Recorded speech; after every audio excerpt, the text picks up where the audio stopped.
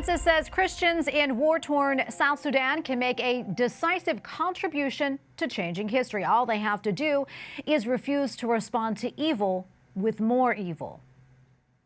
Nel nome di Gesù, delle sue beatitudini, deponiamo le armi dell'odio e della vendetta. During the final mass yesterday of his two-nation trip to Africa, the Holy Father said South Sudan's faithful are called to be light that shines in the darkness, adding that they can lay down their weapons in the name of Jesus. Pope Francis then traveled back to the Vatican, but he wasn't alone. Non so, tutto il mondo è in guerra. Returning from his trip to Africa, Pope Francis spoke to journalists. However, this press conference was a little different. Alongside the Holy Father were Archbishop Justin Welby, the Archbishop of Canterbury, and Reverend Iain Greenshields, Moderator of the General Assembly of the Church of Scotland. On the papal plane, Pope Francis said again he is ready to meet with leaders in Ukraine and Russia, and added a trip to Ukraine will only happen if he can travel to Moscow as well, but that's unlikely to happen just yet. He also spoke about the death of Pope Benedict XVI and again emphasized the excellent relationship that he had with his predecessor. Responding to questions about his trip to Africa, Pope Francis stressed the value of visiting countries crushed by violence and the exploitation of resources.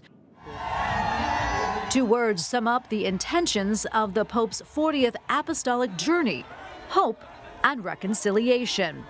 At his first days in the Democratic Republic of Congo, the Holy Father encouraged local peoples to move beyond ethnic differences.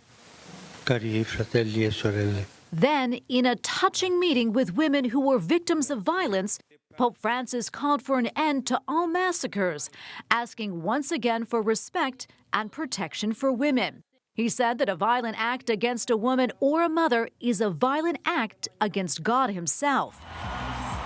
The Holy Father also had a message to young people in the Congo, telling them to work for peace to build a better future.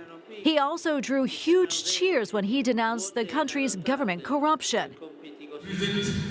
In war-torn South Sudan, the Holy Father traveled with the Archbishop of Canterbury and the head of the Church of Scotland. Moderatore della Chiesa di Scozia. In the capital city, the Pope said he hopes the country will become a garden instead of a cemetery. The ecumenical nature of the visit came to the fore during the prayer at a mausoleum in Juba. Come quelle delle disastrose inondazioni. Here, Pope Francis emphasized that prayer is the primary and most important tool of ecumenism and will allow Christians of all denominations to walk together and work well together. He urged all Christians to promote unity in plurality.